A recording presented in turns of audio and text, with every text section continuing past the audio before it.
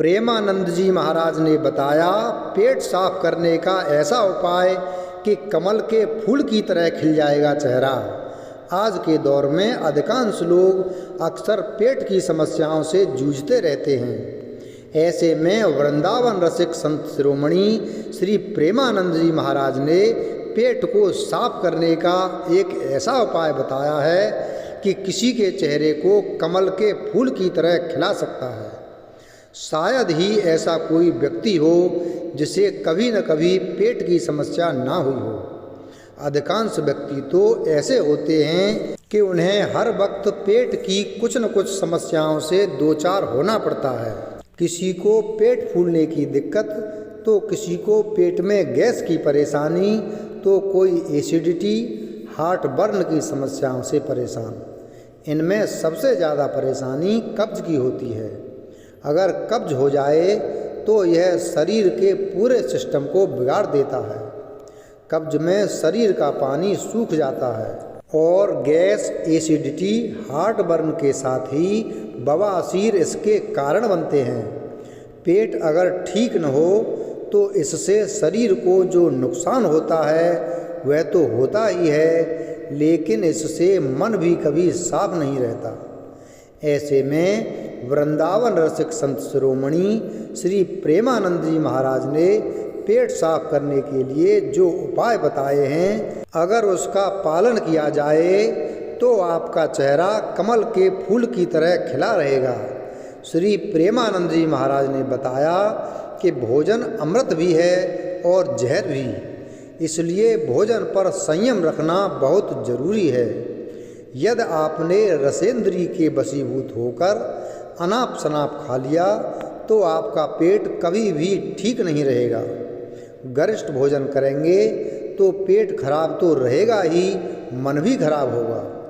इसलिए सबसे पहला नियम यही है कि आपके शरीर को जितनी आवश्यकता है उतना ही भोजन करें। जो लोग बहुत ज़्यादा मेहनत करते हैं उन्हें ज़्यादा भोजन की आवश्यकता है।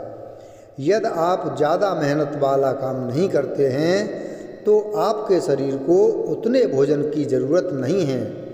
यदि आप कम मेहनत वाला काम करते हैं तो आपके शरीर को कम भोजन चाहिए। इसके लिए शास्त्रों में सिद्धांत है, पेट में जितनी जगह है उसमें आधी जगह को भोजन से भरिए। अब जो आधी जगह बची है उसमें आधे को पानी से भरिए और आधा वायु के लिए छोड़ दीजिए। अगर आप वायु के लिए जगह नहीं छोड़ेंगे तो यह वायु आपके पूरे शरीर में फैल जाएगा और मल आंतों से बाहर नहीं आएगा। प्रेमानंद जी महाराज ने बताया कि आपकी पहली कोशिश यह होनी चाहिए कि आपका पेट कभी खराब ही न हो। इसके लिए सात्विक भोजन करें, भोजन सीमित मात्रा में करें, बाजार का भोजन जितना संभव हो सके उतना कम करें। तीनों समय भोजन करें लेकिन कम कम करें। अब पेट साफ रखने का दूसरा नियम यह है कि सुबह उठकर सबसे पहला काम यह करें कि आधा लीटर पानी गर्म कर लें और वज्रासन मुद्रा में बैठ जाइए। फिर 10 से 15 मिनट तक इसी मुद्रा में बैठकर पानी पिएं और इसके बाद शौच के लिए जाएं। पानी जब आप पिएं तो एकदम खाली पेट बिना कुल्ला किए। अगर आप इस नियम को अपनाते हैं तो पेट खराब होने की नौबत ही नहीं है। यह भी ध्यान रखें कि दिन में कम से कम 3 लीटर पानी अवश्य पिएं। पानी पर्याप्त पिएंगे तो आंतों में गंदगी बनेगी ही नहीं, मल हार्ड होगा ही नहीं और कभी कब्ज की परेशानी भी नहीं होगी। जब पेट साफ रहेगा तो मन भी साफ रहेगा और आपका चेहरा कमल के फूल की तरह खिलेगा। अब सवाल यह है कि अगर पेट साफ न हो तो क्या करना चाहिए। श्री प्रेमानंद जी महाराज ने बताया कि आप पहले कम भोजन करें और सद्गुण वाला भोजन करें। घर में बना खाना खाएं, सलाद का जितना सेवन कर सकते हैं उतना करें, गरिष्ठ भोजन ना करें, जीभ पर संयम रखें और अगर पेट साफ नहीं रहता है तो खूब टहलें, व्यायाम करें। रोज रात में सोते समय दूध के साथ 1 चम्मच छोटी हरड़ और 1 चम्मच ईसबगोल की भुस्सी मिलाकर खा लें।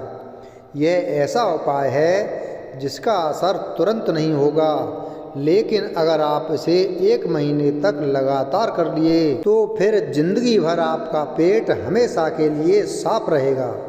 सबसे ज़रूरी बात यह है कि आपको कब्ज नहीं होना चाहिए। इसके लिए सात्विक भोजन करना शुरू कर दें, बाहर का भोजन बंद कर दें और साग सब्जी का सेवन बढ़ा दें और रात में यह उपाय अपनाएं। फिर देखिए आपका मन और बुद्धि दोनों शांत रहेगा, आप हरदम प्रसन्न रहेंगे और आपके चेहरे में कमल के फूल की तरह चमक रहेगी। अगर आपका पेट साफ रहेगा तो कोई बीमारी भी नहीं लगेगी। आइए जानते हैं वृंदावन वाले श्री प्रेमानंद जी महाराज के बारे में। श्री प्रेमानंद जी महाराज का जन्म उत्तर प्रदेश राज्य में कानपुर के पास सरसौल तालुका के अखरी गांव में एक ब्राह्मण परिवार में हुआ था। श्री प्रेमानंद जी महाराज का असली नाम अनिरुद्ध कुमार पांडे है। चूँकि पूरे परिवार का माहौल सात्विक और धार्मिक था, इसलिए बचपन से ही उनका रुझान आध्यात्मिकता की ओर भी अधिक था। इसलिए कम उम्र में ही उन्होंने अपने परिवार को छोड़कर ब्रह्मचारी जीवन जीने का फैसला किया। उनके पिता का नाम श्री शंभुनाथ पांडे जी है और माता का नाम रमा देवी है। उनके परिवार का आजीविका का साधन खेती था, जिससे वे पूरे परिवार का भरण पोषण करते थे। उनके एक बड़े भाई भी हैं। उनके बड़े भाई ने संस्कृत की पढ़ाई की थी और वे घर के सदस्यों को संस्कृत में कई धर्म ग्रंथ पढ़कर सुनाते थे। श्री प्रेमानंद जी महाराज के दादा भी एक सन्यासी थे। पूरा परिवार सात्विक था और भक्ति मार्ग पर चलता था। श्री प्रेमानंद जी महाराज का रुझान बचपन से ही आध्यात्म की ओर अधिक था। जिस उम्र में बच्चे खेलने में लगे रहते हैं, उस उम्र में प्रेमानंद जी महाराज भगवान की भक्ति में लीन हुए थे। चूँकि घर का वातावरण भी आध्यात्मिक रूप से पौष्टिक था, इसलिए उनमें कम उम्र में ही ईश्वर के प्रति भक्ति की भावना विकसित हो गई थी। श्री प्रेमानंद जी महाराज बचपन में हनुमान चालीसा का पाठ किया करते थे। उनके बड़े भाई ने संस्कृत की पढ़ाई की थी और वे प्रतिदिन घर में श्रीमद् भागवत का पाठ किया करते थे। इन सब बातों का प्रभाव उनके बाल मन पर पड़ने लगा। कहते हैं कि बचपन का मन उपजाऊ मिट्टी की तरह होता है, जिस पर जो बोया जाता है वही उगता है। ऐसा ही कुछ हुआ महाराज के साथ। स्कूल में रहते हुए उनमें एक लगाव विकसित हो गया और उसका मन इस मोह माया की दुनिया से उठ गया। वह बालक अध्यात्म से इतना प्रभावित हुआ कि मात्र 13 वर्ष की उम्र में उसने घर गृहस्थी छोड़कर ब्रह्मचारी बनकर सन्यासी धर्म अपनाने का निश्चय कर लिया। घर छोड़ने के बाद श्री प्रेमानंद जी महाराज कुछ दिनों तक नंदेश्वर धाम में रहे थे। कुछ दिन वहाँ रहने के बाद उन्होंने किसी तरह वाराणसी में प्रवेश कर लिया। वाराणसी में अपने तपस्वी जीवन के दौरान वह दिन में 3 बार गंगा में स्नान करते थे और तुलसी घाट पर स्थित पीपल के पेड़ के नीचे बैठकर भगवान शंकर की आराधना करते थे। वह अपनी आजीविका चलाने के लिए वहाँ एक भिक्षु के रूप में रहते थे। अगर कोई खाना दे देता तो खा लेते, नहीं तो कभी कभी भूखा भी रहना पड़ता था। तब वो गंगा जल पीकर सो जाते थे, चाहे भीषण ठंड हो या भारी बारिश। उन दिनों भी गंगा में स्नान करते थे। उनका यह स्नान करने का नियम था। उस समय जब पहनने के लिए भगवा कपड़ा नहीं होता था तो शरीर पर एक बोरी रखकर उसे वस्त्र के रूप में धारण किया करते थे। घर बार छोड़कर महाराज ब्रह्म धर्म की दीक्षा लेने के लिए इधर उधर घूमते रहे। दीक्षा के बाद अनिरुद्ध कुमार पांडे का नाम आनंद स्वरूप ब्रह्मचारी रखा गया। महाराज श्री गौरांगी शरण जी उनके गुरु थे।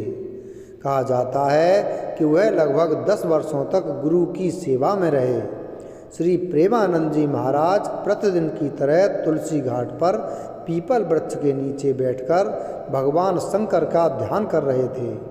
उनके मन में विचार आया कि भगवान श्री कृष्ण का वृंदावन कैसा होगा। इसके बाद उन्होंने उस विचार को नज़रअंदाज कर दिया और अपने ध्यान पर ध्यान केंद्रित किया। अगले दिन एक अज्ञान महात्मा महाराज से मिलने आए और कहा कि स्वामी जी, आचार्य राम शर्मा जी हनुमान विश्वविद्यालय काशी में एक धार्मिक कार्यक्रम की तैयारी कर रहे हैं। इस कार्यक्रम में उन्होंने दिन में चैतन्य लीला और रात में रास लीला कार्यक्रम का आयोजन किया है। उन्होंने आग्रह किया कि हमें इस कार्यक्रम का आनंद लेने के लिए उस स्थान पर जाना चाहिए। लेकिन प्रेमानंद जी महाराज ने इस प्रस्ताव को अस्वीकार कर दिया। लेकिन बार बार अनुरोध के बाद श्री प्रेमानंद जी महाराज वहां आने के लिए तैयार हो गए। लगभग 1 माह तक चैतन्य लीला और रास लीला का आनंद लेने के बाद समय कैसे बीत गया उन्हें पता ही नहीं चला। जैसे जैसे कार्यक्रम समाप्त हो रहा था वह बहुत चिंतित होने लगे। वह उस व्यक्ति से मिले जिसने कार्यक्रम का आयोजन किया था और उनसे पूछा कि वह इस रास लीला को हमेशा के लिए कैसे देख सकते हैं। तब उन्होंने कहा, बाबा, आप अगर वृंदावन आएंगे तो हर दिन रास लीला कार्यक्रम देख सकेंगे। उनकी इच्छा अंदर से जाग उठी। एक दिन जब महाराज हमेशा की तरह ध्यान कर रहे थे तो युगल किशोर नाम का एक सात्विक जोड़ा वहां आया और प्रेमानंद जी महाराज को प्रसाद दिया।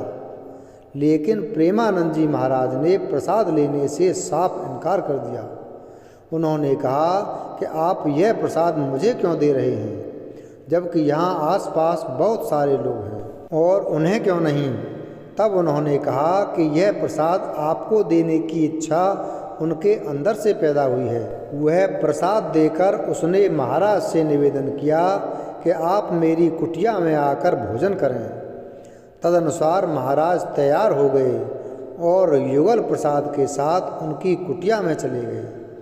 वहाँ महाराज ने युगल प्रसाद से कहा कि मेरी बहुत इच्छा है कि मैं वृंदावन जाऊं, लेकिन जाने का कोई योग नहीं बन रहा।